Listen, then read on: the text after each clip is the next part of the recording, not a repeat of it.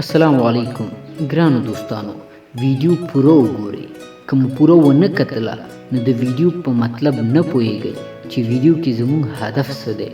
والسلام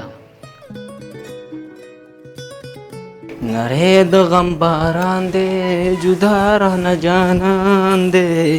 موسم د بهارونو پې راغلی پرې خزان دی هو ورور جانه ویښته داره سازګم ګیره ورور جانه ګیره مې پرون جوړه کړې دا ویښتان مې راته جوړ ها سمه ده صحیح شو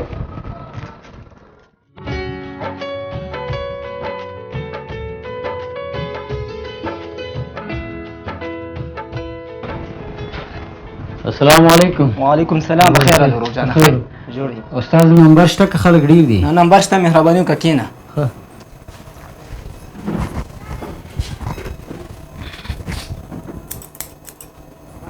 استاده قربان دکان دې خپل دی الحمدلله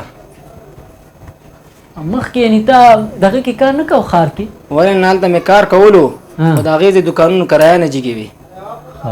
اوس دې دلته شروع کړو هو بس څه به وکړو مړه الله دې رحم وکړي هر ځای کې ستونزې او تکلیفاتو کې خلک ګیر دي ای وروره څه دې الله خیر وکړي الله تعالی بالکل موجودیت نه لري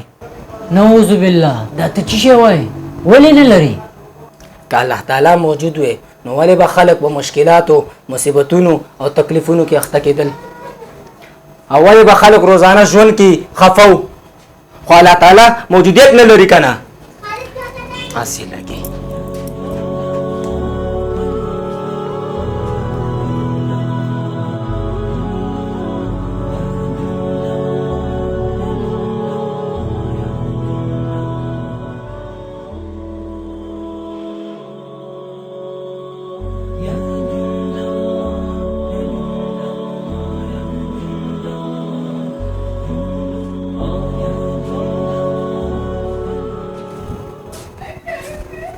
کښېنه وروره دلته کښېنه استاده یو خبره مې درته کوله زه نه منم چې په نړۍ کې نهیي شتون لري بلکل نیان شته نه دی ولې دا زه نه یم که نه نه نهیي بلکل نشته که نهیي موجود وی نو خلک به ببر سر نه ګرځېدل لکه د دې ځوان چې ما لاسنیولی درته راوسته نه نهي شته دی خو ستونزه په دې کې ده چې خلک نهي ته نه ورځي سمه خبره مو وکړه حقیقت دا دی چې الله تعالی موجودیت لري الله تعالی موجود دی خو انسانان هغه ته رجوع نه کوي او د الله جل جلاله د رالیږل شوي کتاب قرآن کریم د زده کړې او پوهې تلاش نه کوي نو ځکه په نړۍ کې انسانان په افتونو او ستونزو کې راګیر دي او د ژوند چارې پې سختې او تنګې دي